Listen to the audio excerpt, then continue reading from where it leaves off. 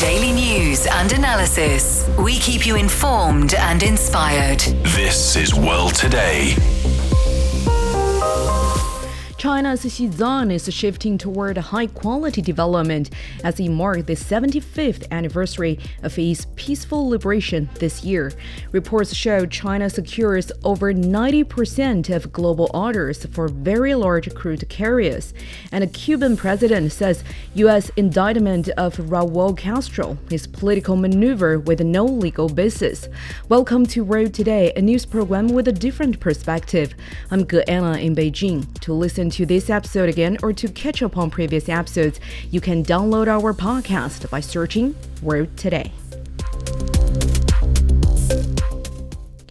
Our top story, China's Xizang or Tibet Autonomous Region is shifting toward high-quality development as it marks the 75th anniversary of its peaceful liberation this year.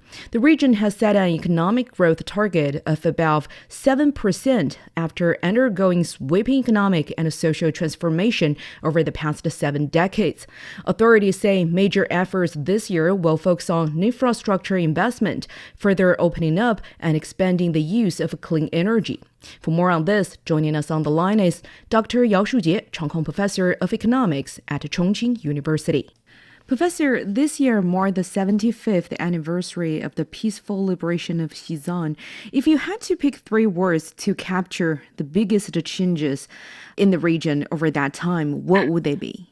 The major 3 keywords for Tibet or Xizang after 75 years of liberations is probably harmony, prosperity, and modernization. Harmony means Xizang has been fully integrated into the rest of the country to become a very unified country with many nationalities.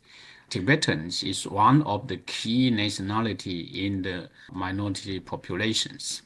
And because of the harmony, it means there's a peaceful, unbroken, fast development for over 3/4 of a century. This is a remarkable, peaceful development for the Xizang history over thousands of years.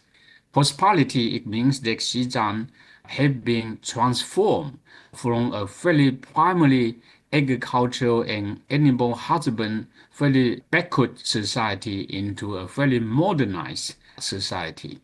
The people nowadays have a much longer life expectancy, have a much higher education level, and also per capita income have been increased by thousands of times. So this is the remarkable achievement in terms of the significant and vast improvement of the people's livelihood. And finally, modernization. Modernization starting from the most difficult construction of the highway getting into Xizang. You know, Xizang is famous for the roof of the world. The altitude on average is over 4,000 meters high.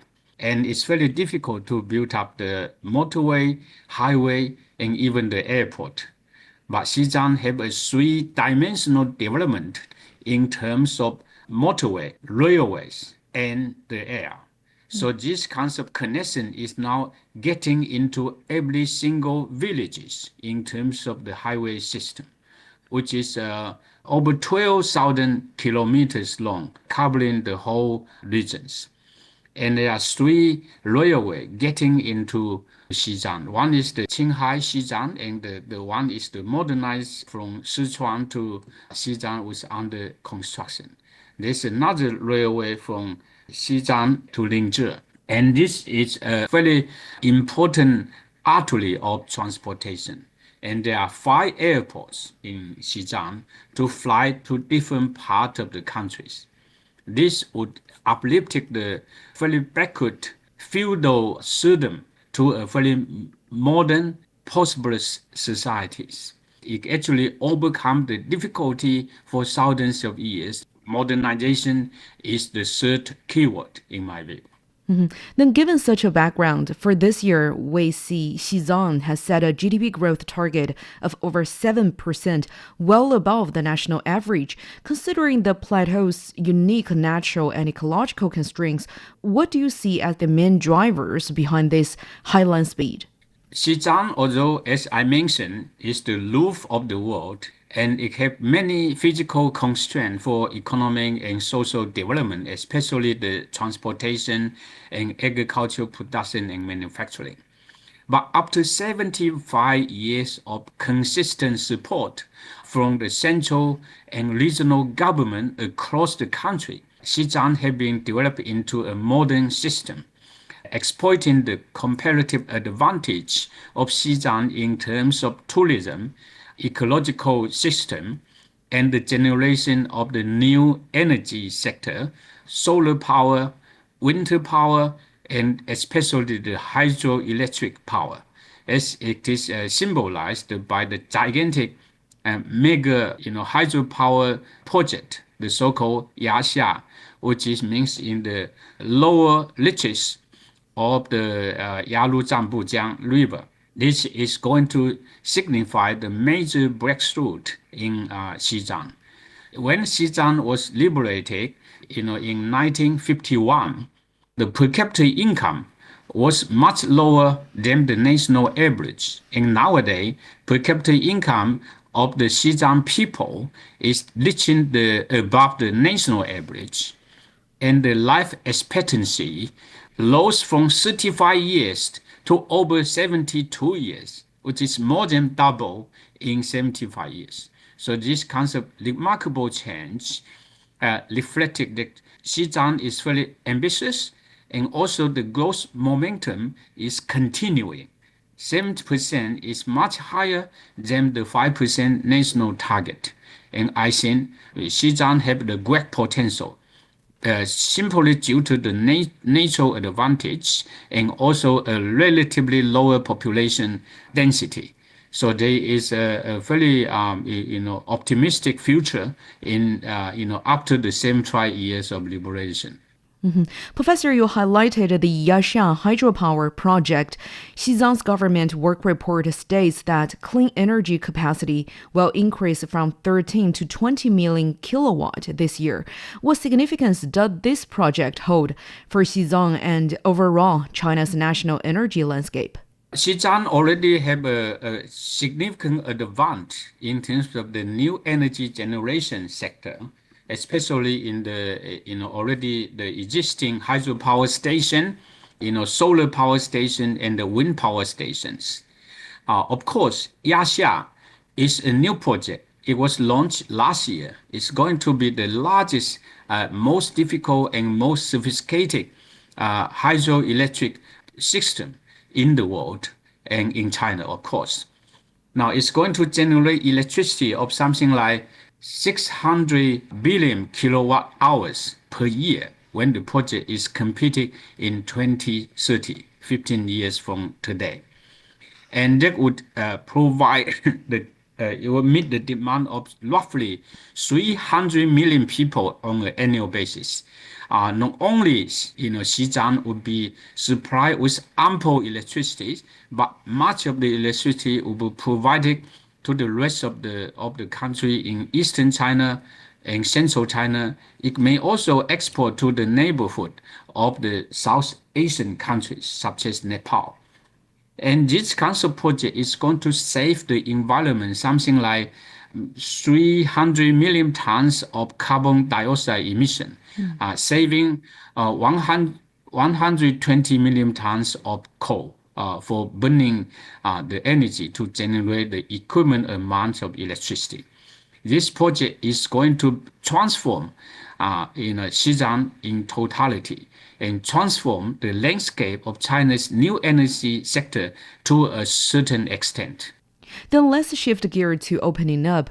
The Xizang port, one of the largest land ports connects China with Nepal, reopened at the start of this year. It says to open 12 new border trade points this year. What does this suggest about Xizang's growing connectivity with South Asia?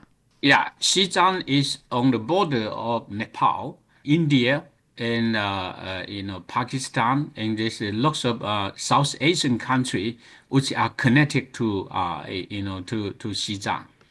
Xizang have a vast territory, have lots of border, sharing with the other countries. They give the natural physical environment for Xizang to be open. And the port that you just mentioned, the Geelong port, is the closest port to Nepal. Now, for the first instance of opening, there's a fairly dynamic and busy business turnover between the two countries. Now, this is a fairly significant advance in terms of the openness of Xizang. Xizang have ample, agricultural and livestock products and other, such as Xizang medicines, and also raw materials and especially construction materials, which are, hotly demanded by the South Asian country, which turned out to be a very prosperous and dynamic economy in recent decades. So the complementarity between Xizang and, of course, the rest of China to South Asia is very obvious. It provides an ample opportunity for the bilateral trade and investment. And I hope this kind of openness strategy and also the capability to open the border and provide the bidirectional commodity and services and tourism that would generate common prosperity not only for all the Xizang people but also for the neighborhood countries such as Nepal, India, and Pakistan. Professor, this year, Xizang is also putting nearly $2 billion into key projects, including a huge boost in rural kindergarten funding. How do you evaluate this investment in education, especially in light of Western attempts to smear about Xizang's boarding schools, for example? I think some Western media, they underestimate or they deliberately underestimate the vast and significant achievement of the education level in Xizang. You measure by the United Nations, the rate of illiteracy in Xizang was over 97%. It means that 97% of the Xizang people who were illiterate in 1951 when the region was liberated. And nowadays, the illiteracy is reduced just to over 2.5%, which is much better than the vast majority of developing countries and is comparable to the rest of China, which is about only 2% of illiteracy rate. And this elimination or the vast improvement of education in Xizang is the basic foundation for the sustainable economy and social development and the significant achievement which I just mentioned earlier. Mm-hmm. Thanks, Professor, for those insightful analysis. That was Dr. Yao Shujie, Chong Professor of Economics at Chongqing University. This is World Today. We'll be back. You've been listening to World Today. China's shipbuilding sector is continuing to strengthen its dominance in the global market, driven by strong overseas demand for large commercial vessels. State-owned CSSC Dalian shipbuilding industry has delivered a 115,000-ton oil tanker more than 5 months earlier than scheduled. Industry observers say the early delivery highlights the growing efficiency and global competitiveness of Chinese shipyards. Since the beginning of this year, Chinese builders secured over 90% of global new orders for very large crude carriers, with order backlogs extending through 2030. For more on this, Xu Yawen spoke with Professor Liu Baocheng, the director of the Center for International Business Ethics at the University of International Business and Economics. Professor Liu, Chinese shipbuilder CSSC Dalian Shipbuilding delivered this 115,000-ton oil tanker 5 months ahead of schedule. How remarkable is that in the global shipbuilding industry? Well, this is very impressive by global shipping standards. Large oil tankers are highly complex industrial products involving millions of components, extensive steel work, very sophisticated propulsion system, and also strict international safety standards. Therefore, normally, the shipbuilding schedules are very much carefully maintained and calibrated. And so, particularly now, the early delivery with such a great order is something that's stunningly welcome. Therefore, it shows the competitiveness of the Chinese particular shipping industry, and also very much in response to the rising demand of the global oil tanker market, particularly for those very large and even ultra-large crude carriers. Well, Professor, delivering a vessel this early points to a very strong operational efficiency. Then how important is China's integrated domestic supply chain in giving Chinese shipbuilders an edge on cost and delivery time over international competitors? And what does this say about China's overall competitiveness in the global shipbuilding market? Well, you actually touched upon the focus of a Chinese advantage in this particular industry, because shipbuilding is not only a isolated manufacturing activity, it depends on massive industrial ecosystem with so many components that needs to be assembled within a very synchronized process. So from steel production to engines to electronic system, the port logistics, and involving also even industrial robots. Also, the coordination of hundreds of engineers. So this is really a very demanding project. And so what gives China a major edge is the ecosystem that exists domestically and often within tightly connected of the industrial clusters. So the shipyards can source materials and components very quickly. It's a matter of just in time, and that's there to reduce the transportation and procurement delays, and will be able to coordinate the production far more efficiently than many other overseas competitors. So therefore, the foreign buyers see such a sort of situation. It's no longer confined to the delivery time and also the lower price, but the superb quality. As a result of such sort of high-level integration and domestic supply chain will be there to give more of the confidence to those purchasers. Professor, employees from China's shipbuilding company says last year, most of their new orders were for container vessels, while this year, nearly half of the ongoing order negotiations are focused on crude tankers. And also data shows that in the first quarter alone, China secured 67 new orders for the very large crude carriers, accounting for 92% of the global market, with some shipyards fully booked through 2030. What's driving such a strong worldwide demand for crude oil tankers right now? Broadly, geopolitical tensions have increased the major economies to have rising concern about the global energy supply. So therefore, they prefer to have a expanded capacity, and therefore the requirement for the delivery is important based on the number of vessels they can either own or hire. And the conflicts and instability in those key energy producing regions, especially the Middle East, have encouraged those countries and companies even to bet on a long stretched disruption. So second, I think the changes in the global oil trade flows are really increasing the shipping demand.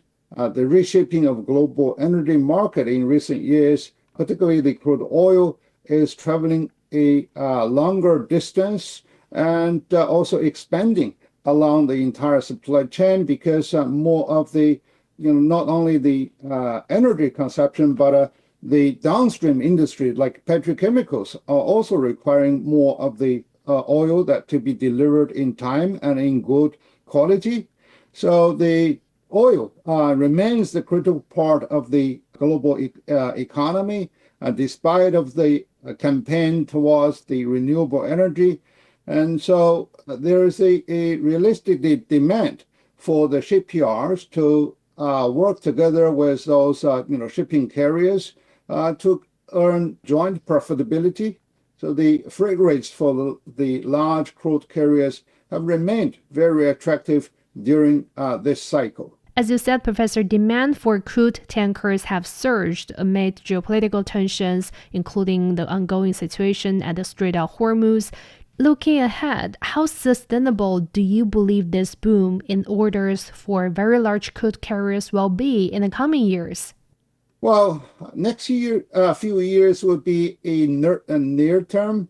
And so in this spectrum, the boom is likely to remain relatively strong, but the long-term sustainability will be very much in question, because if you look at the past history of the shipbuilding industry and also the shipping carrier industry, there has been a very strong boom-bust cycle.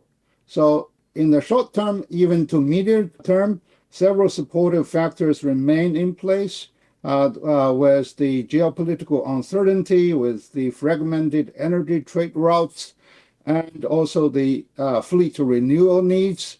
And so these are really the factors that can really bring more advantage.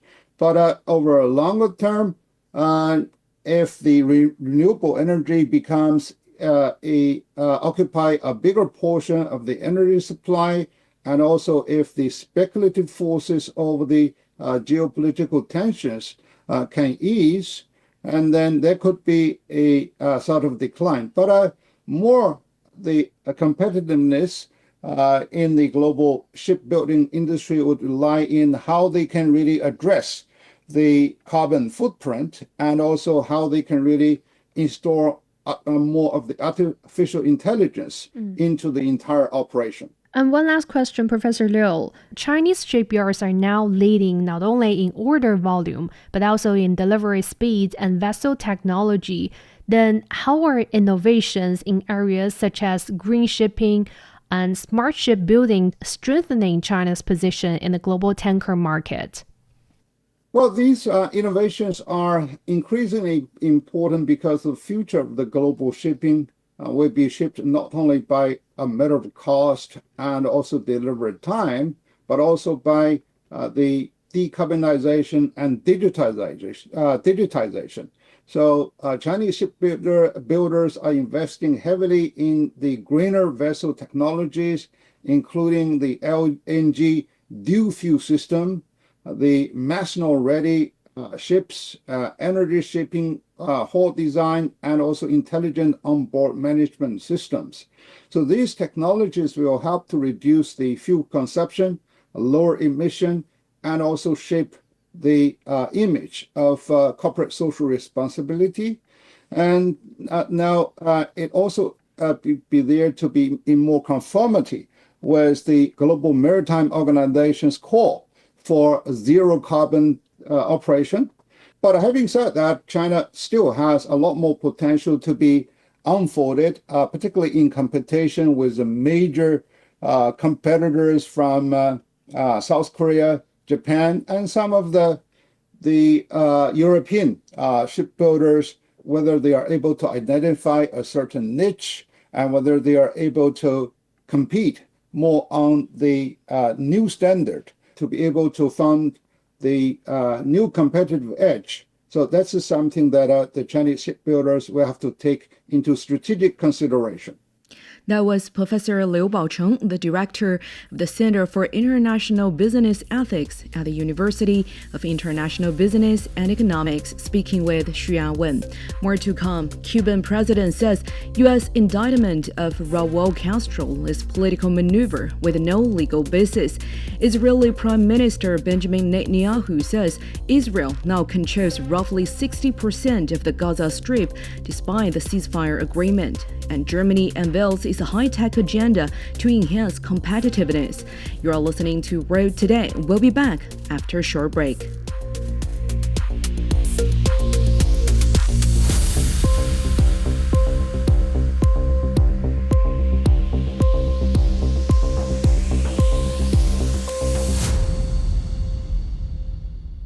You've been listening to Road Today with me, Anna, in Beijing. Cuban President Miguel Diaz-Canel has criticized the charges brought by the United States against the Cuban revolution leader Raul Castro, calling them a political maneuver with no legal basis. In a post on social media platform X, Diaz-Canel said the accusations reflect the arrogance and frustration of the U.S. in the face of the resolve of the Cuban Revolution and the unity and moral strength of its leadership.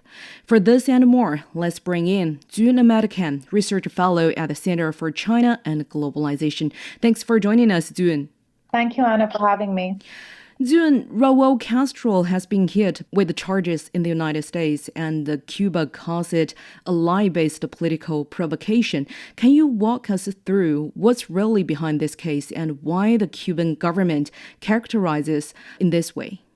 So first, let's dive into the core facts. 20th May, the U.S. unsealed a superseding indictment, which was in Miami, charging Raul Castro and also 5 Cuban pilots. And the charge was conspiracy to murder U.S. nationals and destroy aircrafts. We know that in that incident, which took place in 1996, 2 aircrafts were shot down and 3 Americans as well as 1 Cuban lost their lives in that incident.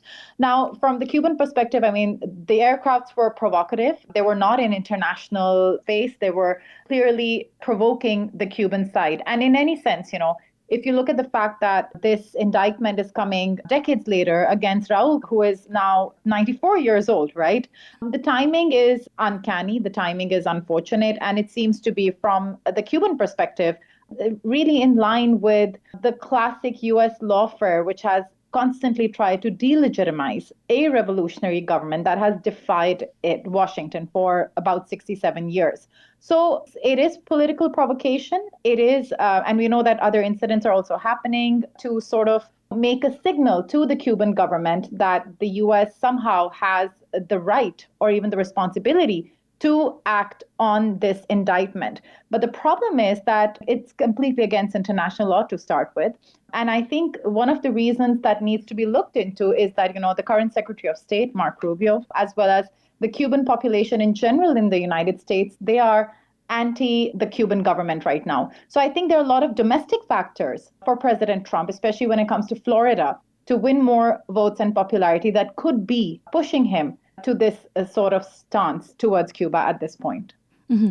As you said, Washington is going after Raul Castro for something from 30 years ago. Legally speaking, can the U.S. even claim jurisdiction over the leader of another sovereign country? No, not at all. And the unfortunate fact is that the U.S., whether it's under President Trump, we saw the assassination of Qasem Soleimani, we saw what's been done to Maduro. He was literally kidnapped.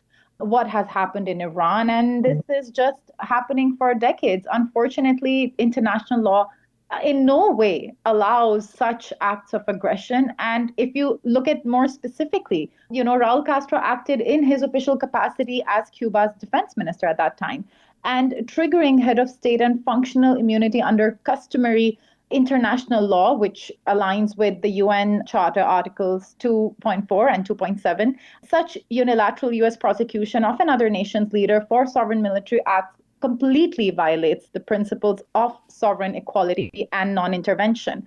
So, this is judicial imperialism, essentially. And in any case, we know that decades of American blockades have created a very difficult situation for Cuban people. Even this kind of weaponization of economies, of trade, of access is something that is, in fact, against international law. So this defies international law, and the unfortunate reality is that the U.S., under President Trump or otherwise, does not have a good track record on following the law, on respecting the law, or respecting other nation states as equals in any way. Zun, could you elaborate more on this? How would you describe this mix of legal charges and a special operations approach as a method of interference from Washington? Because as you earlier also touched upon this, back in January, the U.S. raided Venezuela and unlawfully detained President Maduro under his so-called criminal charges. Now they are doing something similar with Cuba, right? Yeah, absolutely they are. And I mean, that act, what happened in January this year, was again widely condemned by the UN, by the ICJ, by any international legal experts, by the world at large, to be honest. And most Latin American countries saw it and expressed it as a blatant violation of sovereignty under and the UN Charter. The problem right now is that mindset, that somehow the hemisphere, this region, is in US jurisdiction, or is somehow, the Monroe Doctrine basically mindset, that somehow any government that is not completely aligned with them, or to be honest, in a neoliberal capitalist mindset, is not giving them access to their resources, is not subjugating to the United States, is, labeled as a threat to national security, and then any and every act against them is legitimized under, again, this garb of veiling it as a national security threat. I think there has been enough that's been said and even legally, expressed by the international community to speak against it. But again, the problem is that who is going to ensure that the United States does not act on these whims? It does not see other nations in that region, or any region for that matter, as subordinate, or ones that need to be treated as if the United States is the policeman of the world, and their own perspective and their own security and their own safety. In many cases, these threats are obviously imagined, like they are in this case. It takes precedence over basic sovereignty and respect of any other nation. June, Politico says U.S. recent pressure on Cuba isn't working, so they are now considering military options more seriously, with the Nimitz carrier in the Caribbean on the same day as the indictment announced. So how high do you assess the risk of military conflict? And with the U.S. deeply entangled in the Iran conflict, what domestic purpose might opening, a Cuba front serve? So see, unlike Venezuela, the diaspora that it was against the Maduro government and that wanted regime change, it's only been settled in the US for about a decade. But that's not the case for Cuba, right? So Cubans who are opposed to the current government and would like to see actual regime change have been settled for about 30 or more years. And they're well settled, they're politically active. So one of the assessments right now is that President Trump is possibly looking for popularity in Florida specifically. And he obviously also has people within his government who are promoting this kind of military intervention. The problem is that it is much more complex. Cuba is a country of 10 million people that are actually all militarily trained. Cuba has a security doctrine in which they are not only prepared because of what happened in Venezuela, but generally speaking, the civilians are all prepared for guerrilla warfare in such a scenario. This is number one. Then is the geographical proximity of Cuba to the United States. That automatically should be part of that calculation. Another issue that some are discussing is that maybe Trump and people like Marco Rubio, they don't really see on the same page. Whereas Rubio would want perhaps regime change, and people like him, Cubans who oppose the current government, maybe Trump is looking for a deal of some sort. So the situation in Cuba is definitely more complicated, and it can be a greater risk to the United States than the situation in Venezuela was. Both would be equally illegal. But it is possible, and it is an unfortunate possibility, that if Trump sees this as a calculated, quick military operation, which could get him popularity in a jurisdiction that is important for him, which is Florida, right? Then maybe he could make that calculation. And we know that Trump can be unpredictable and can be quite quick to act on such whims. But only time will tell. But it is definitely a more complex, and it's not really a comparable situation. The risks are far broader for the U.S. Mm-hmm. Thanks, Jun, for the clear explanation and valuable insights. That was Jun Namadakan, Research Fellow at Center for China and Globalization. Israeli forces have advanced beyond the yellow line, the boundary marking the 53% of Gaza retained by Israel under a U.S.-brokered truce despite the ceasefire agreement. Israeli Prime Minister Benjamin Netanyahu says Israel now controls 60% of the Gaza Strip. The expansion comes as Israeli strike continues across the Strip.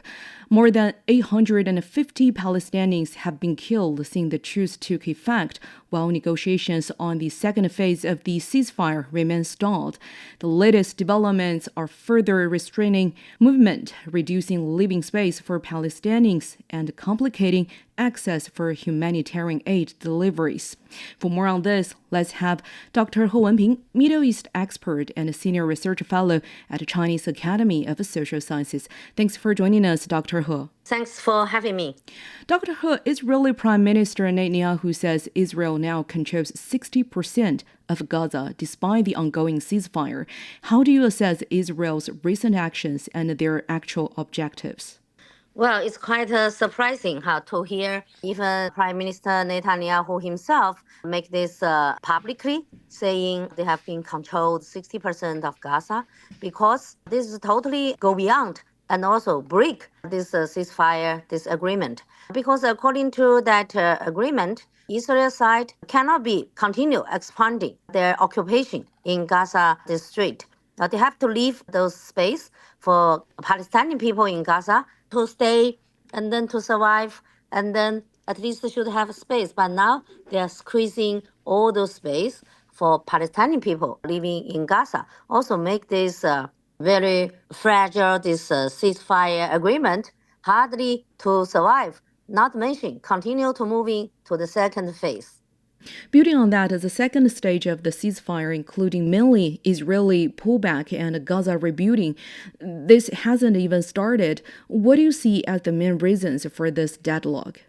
Well, the reason is quite clear. That is, Israel side, they have no intention to follow this roadmap given by this ceasefire agreement. Because according to this agreement, should be if entering into second phase, that should be goes to Israel, should withdraw all the troops, living out of this Gaza. They cannot continue to stay there. And so this is exactly, absolutely not being wanted by the Israel side. It is very clear now. Even Netanyahu himself saying, seems quite proudly to say they have already occupied even as more as 60% of this space in the Gaza.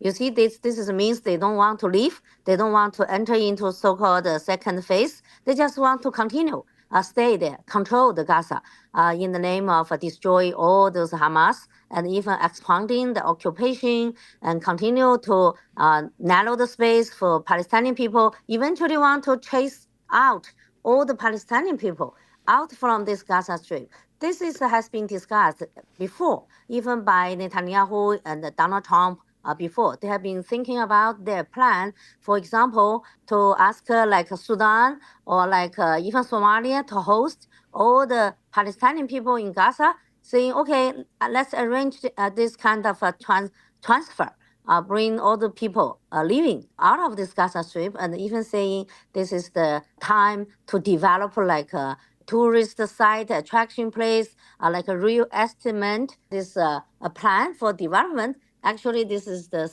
thing Donald Trump himself has been doing before he became the president. So real estate development plan. So this has been discussed before, even though has been prevented by the global media, especially even against the voice coming from the Middle East country around it.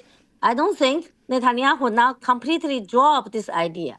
So that is why he's using another way. Now slowly, eaten those territory used to be stayed and lived by Palestinian people in Gaza. Now he gradually now push those Palestinian people now living in a very small, narrow those strip and close with Mediterranean Sea. If these things has been continue, push, and then have no other way to go. So that is why this is a fundamental obstacle for this so-called second phase ceasefire can be continue moving forward. Because even first phase now already cannot guarantee those achievements. With such an objective from Israel that quite apart from the ceasefire agreement, according to Gaza Health Authority, the number of casualties is still rising even after the 2025 ceasefire, with the vast majority being civilians. What's life like for Palestinians now, and how severe is the crisis there? Well, obviously, the life of the Palestinian people in Gaza now is getting worse, worse, and worse, because not only you see the security concern, you see almost over 850 Palestinians be killed ever since this so-called ceasefire has been reached, because actually it's not a real ceasefire, because Israel side continue to bombing and then to kill. So this is number one. Security concern even cannot guarantee, even though saying now it's time for ceasefire. Similar like this, Lebanon side, this Hezbollah saying, well, Israel said we have a now ceasefire with the Lebanon, Hezbollah, but continue, the fighting continue. So just by name, but by real, it's totally different story. And then secondly, being every human being, if you want to survive, you need water, you need food, you need shelter, all those basic things. Don't mention those kids, Palestinian students can go to school in a normal way, because a lot of things has been bombed, including all the school and the hospital. So your basic human rights, like when you get wounded, you need to be treated in the hospital, but now hospital also being destroyed. Now your kids should go to school, but now school no longer there, classroom no longer there. And I have seen a video, wow, this teacher continue to teach, but no, the chair, and then even no very clean piece of, the space.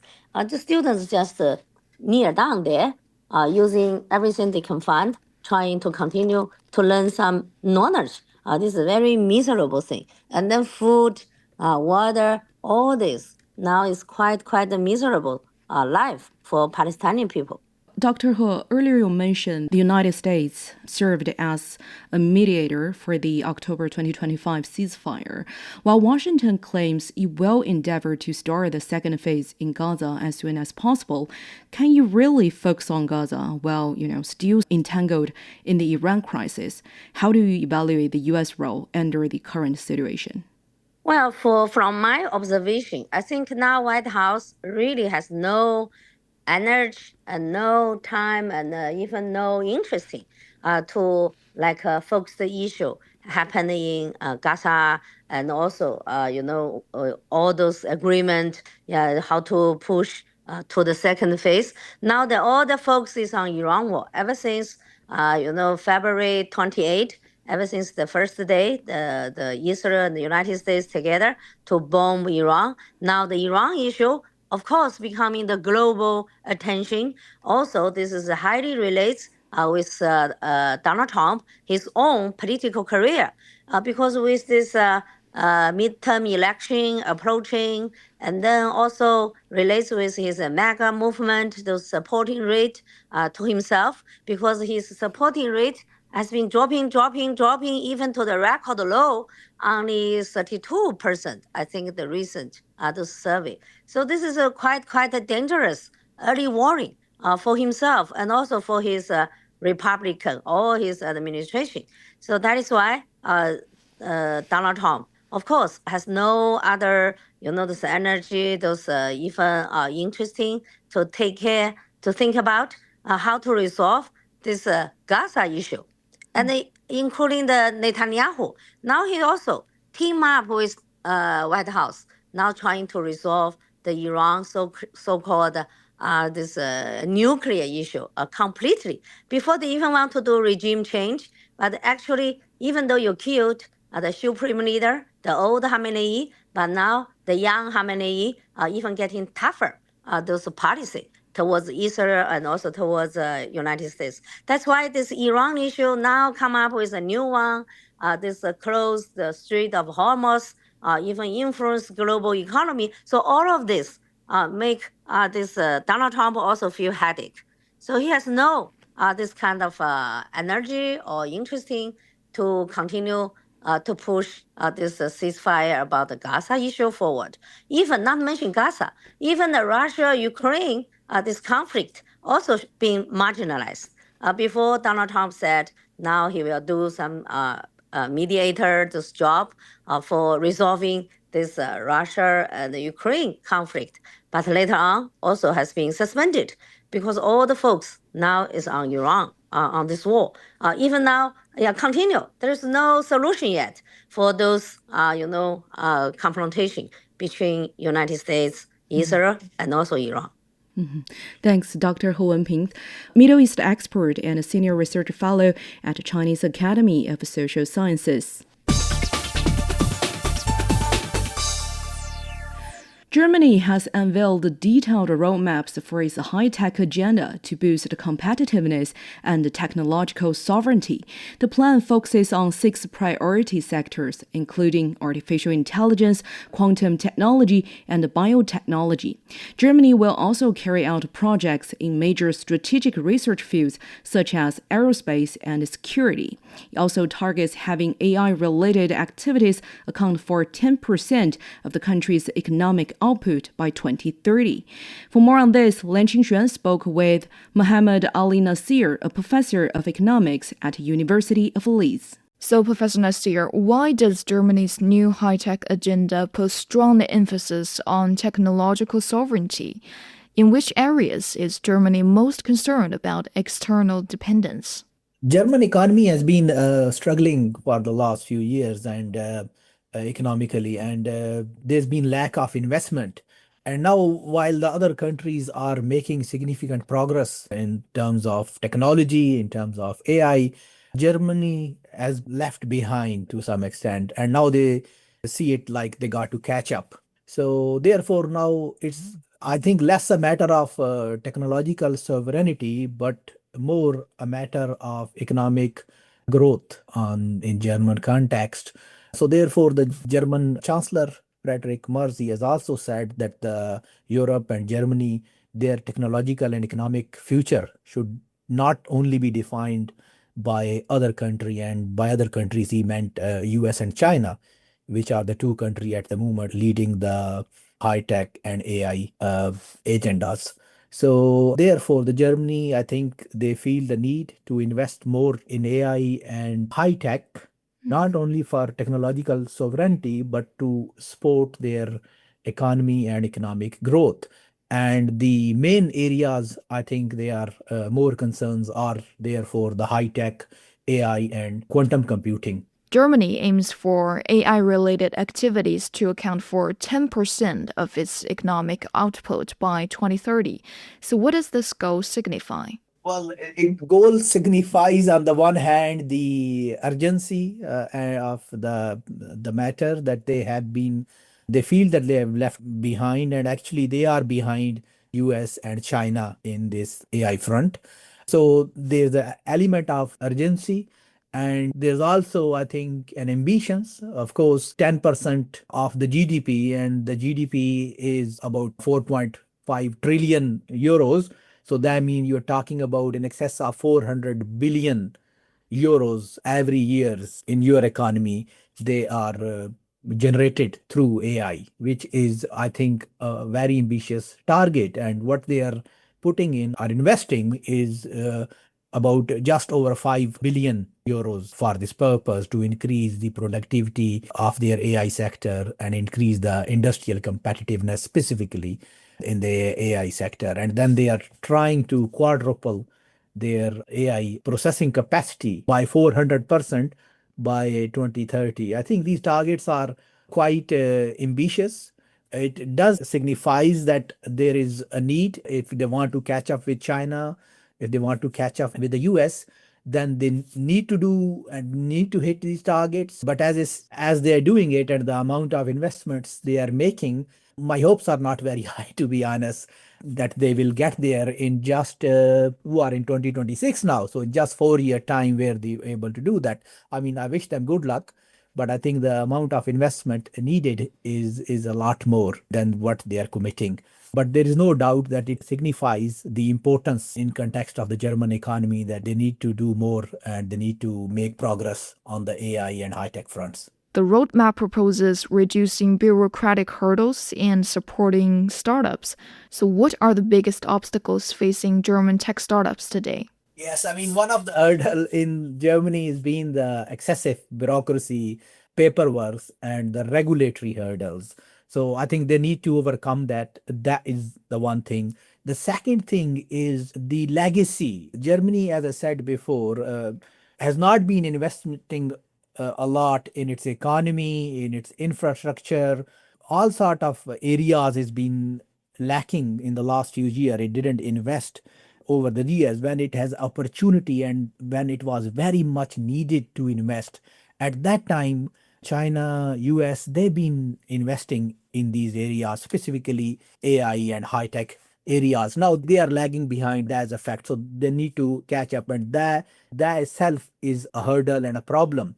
The second issue is not only the physical AI infrastructure, but also the talent. So there is a shortage of high skilled tech talent in Germany.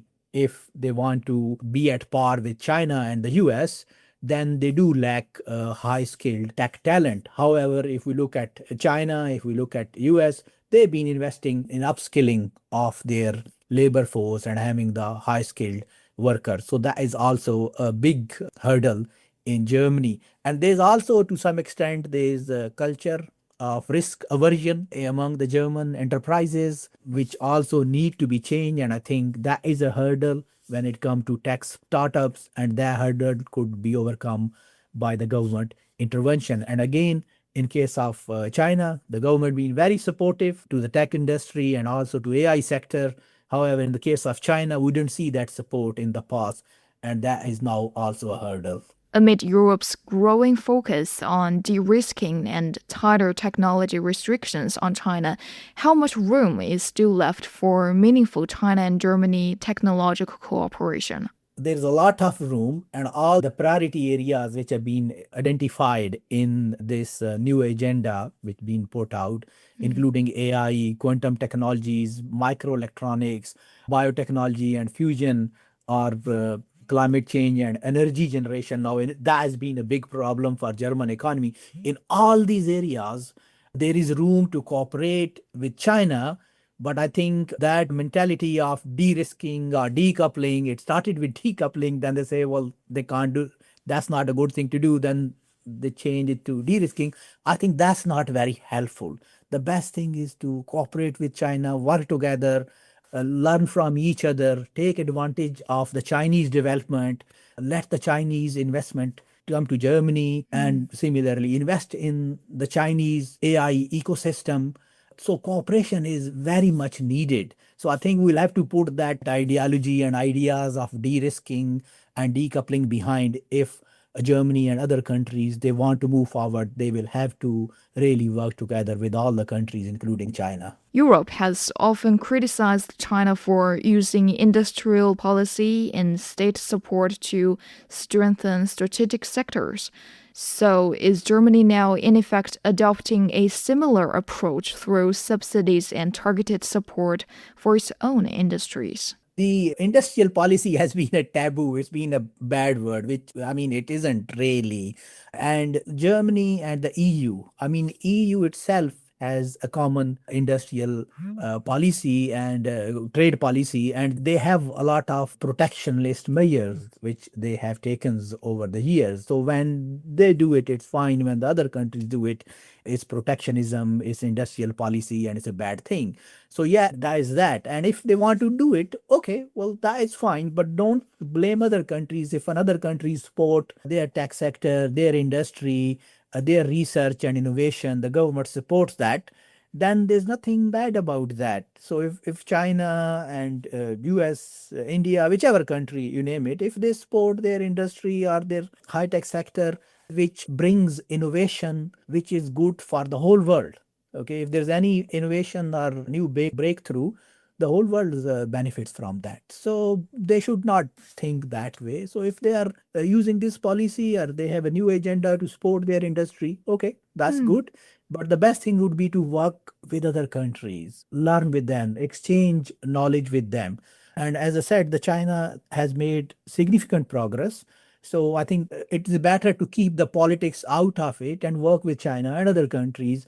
And I'm sure all these areas, including, for instance, energy has been a big problem for Germany in the recent years, specifically in the context of Russia and Ukraine conflict.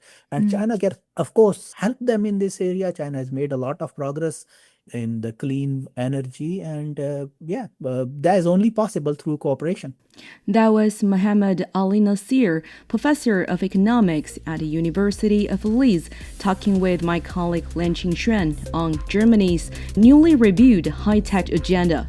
That's all the time for this edition of World Today. I'm Anna in Beijing. Thank you so much for listening. Bye for now.